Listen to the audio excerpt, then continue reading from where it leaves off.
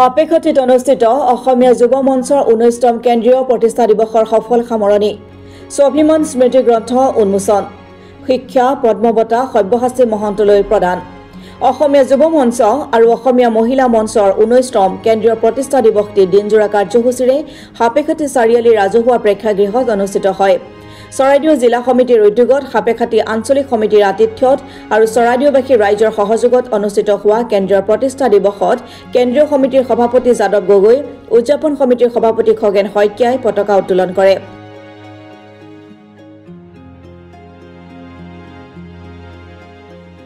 কেন্দ্ৰীয় সমিতিৰ সাধাৰণ সম্পাদক অনুপম শইকীয়াই স্মৃতি তৰ্পণে কাৰ্যসূচী শুভাৰম্ভ কৰে ইয়াৰ পাছতে সোণাৰীৰ সমাজকৰ্মী ও প্ৰতিষ্ঠিত ব্যৱসায়ী উত্তম চাংমাই সাংস্কৃতিক শোভাযাত্ৰা উদ্বোধন কৰাৰ লগতে সাংস্কৃতিক শোভাযাত্ৰাৰ মুখ্য আকৰ্ষণ হিচাপে উপস্থিত থাকে অসমৰ জনপ্ৰিয় অভিনেত্ৰী প্ৰিয়ম পল্লৱী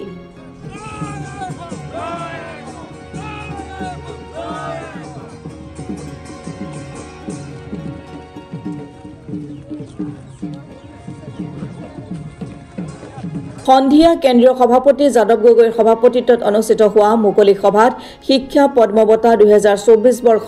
প্ৰদান কৰে বিশিষ্ট শিক্ষাবিদ ও লেখক তথা গড়গাঁও মহাবিদ্যালয়ৰ অধ্যক্ষ ডক্টৰ সব্যসাচী মহন্তই মুকলি সভাতে অসমীয়া যুৱ মঞ্চৰ 19তম প্ৰতিষ্ঠা দিৱসৰ লগত সংগতি ৰাখি প্ৰকাশিত স্বাভিমান নামৰ স্মৃতি গ্ৰন্থখনি উন্মোচন কৰে চৰাইদেউ জিলা শিশু কল্যাণ সমিতিৰ প্ৰাক্তন অধ্যক্ষ তথা বিশিষ্ট উদ্যোগী ও সমাজকৰ্মী ডক্টৰ প্ৰকাশ বৰগোহাঁয়ে এই স্মৃতি গ্ৰন্থৰ উন্মোচক হিচাপে আনুষ্ঠানিকতা ৰক্ষা কৰি দুআষাৰ সম্বোধন কৰিবলৈ আগবাঢ়িছোঁ মোৰ স্বাস্থ্যটি যোৱা 2-3 দিনৰ পৰা অত্যন্ত বেয়া জ্বৰ কাহ ইত্যাদি ভুগি আছোঁ আৰু আপোনাৰ হ'ব একান্ত অনুৰোধক নেওচিব নোৱাৰি আৰু আগৰ বক্তাসকলে কৈ যোৱাৰ গতে মোৰ অন্তৰটো মনতো আপোনাৰ সংগ যি ধৰণে আছে কিছু জাতীয় চেতনা সঞ্চিত হৈ থকাৰ কাৰণে ভগ্ন স্বাস্থ্যকৈ একাষৰীয়া কৰি আজি ইয়াত উপস্থিত হ'লোহি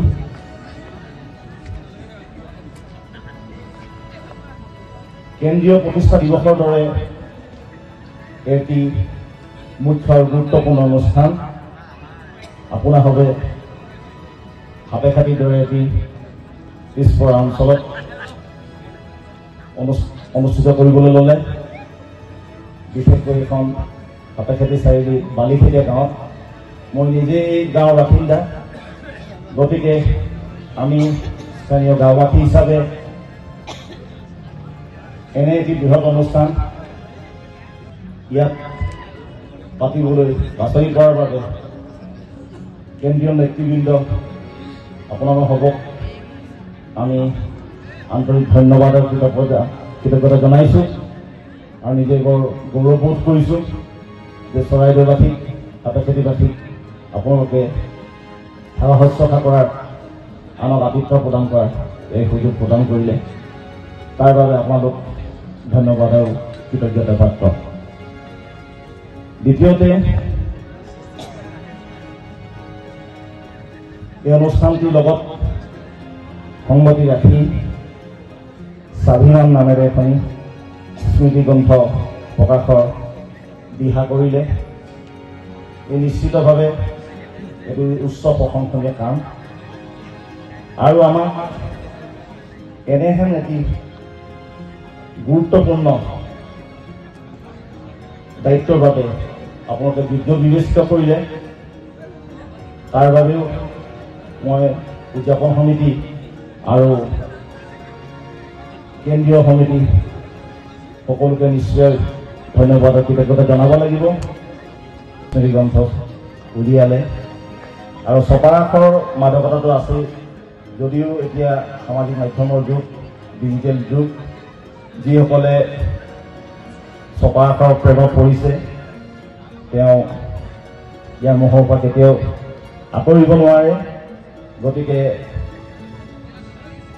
ইয়াৰ গুৰুত্ব সদায় থাকিব গতিকে অত্যন্ত এটা প্ৰশংসনীয় কাম হ'ল বহুতো কিছুমান অনুষ্ঠানত দেখোঁ মানুহে অন্যান্য খোৱা বোৱা নাচ গানা এই দিশসমূহত অধিক গুৰুত্ব প্ৰদান কৰে কিন্তু গোটেই অনুষ্ঠানটোত স্থায়ী ৰূপ দিয়াৰ এখন ছপা গ্ৰন্থ বা স্মৃতি গ্ৰন্থৰ প্ৰকাশৰ বেলিকা কিছু টিপনালি কৰে গতিকে ইয়াৰ ব্যতিক্ৰম হৈছে বুলি মই কৈছোঁ এটা ভাল ব্যৱস্থা লৈছে উদযাপন সমিতিয়ে কেন্দ্ৰীয় সমিতিয়ে গতিকে এই স্মৃতি গ্ৰন্থখনিয়ে বিৰোধ মহলৰ সমসাময়িক ঘটনা প্ৰমাণ সামাজিক ৰাজনৈতিক ঘটনা পৰিঘটনা বা এখন সমাজৰ প্ৰতিগৰাকী ব্যক্তিয়ে বা সমাজৰ নেতৃত্বই বৌদ্ধিক সমাজে তেখেতলোকৰ যি চিন্তা চেতনা এইসমূহ ইয়াত লিপিবদ্ধ হিচাপে যাওঁতে যদিয়া আজিৰ পৰা 50 বছৰ পিছত যদি কোনোবাই এখন মেলি চাই তেখেতলোকে গম পাব সেই সময়ত অসমীয়া সমাজ কেনেকুৱা ধৰণৰ পৰিচালিত হৈছিল মানুহে কি ভাবিছিল অৰ্থ পূৰণ কৰাত মই ভাবিছোঁ নিশ্চিতভাৱে সফল হ'ব পাঠক ৰাইজৰ পঢ়ুৱৈ ৰাইজৰ এই চাহিদা নিশ্চিতভাৱে পূৰণ কৰিব গতিকে এই আনুষ্ঠানিকতাই মই স্মৃতি গ্ৰন্থৰ উন্মোচনৰ সমাপন কৰিছোঁ বুলি ঘোষণা কৰিছোঁ আৰু সদৌ শেষত আপোনালোকৰ যি এই সংগ্ৰামী যাত্ৰা তাৰ প্ৰতি মই শুভেচ্ছা জনাইছোঁ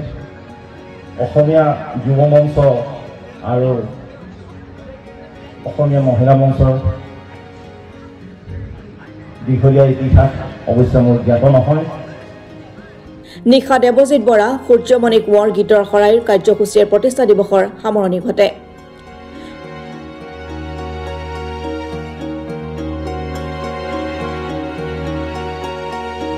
সাপেক্ষাটিৰ পৰা ৰাজীৱ কলিতাৰ ৰিপৰ্ট অসম টুডে।